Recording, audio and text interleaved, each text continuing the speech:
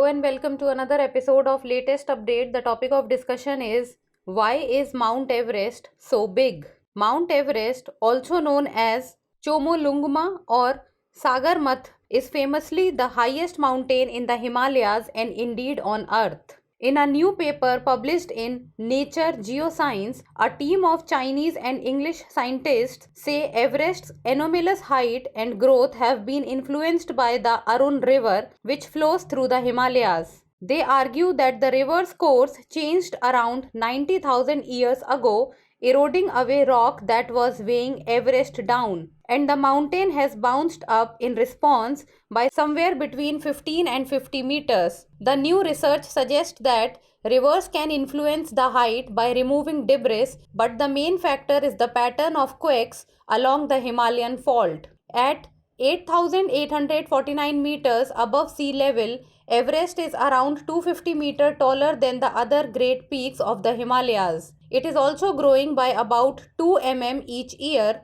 roughly twice as fast as it has been growing on average over the long term.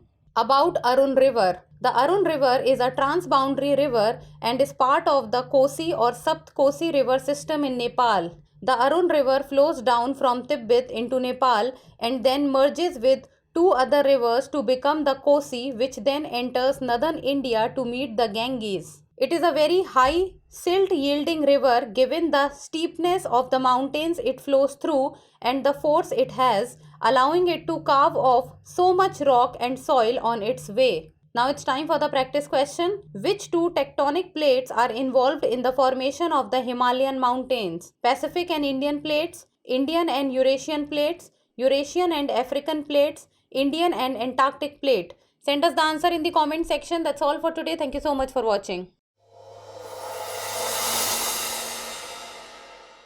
For more informative content, like, share and subscribe, and do not forget to press the bell icon to get the notifications.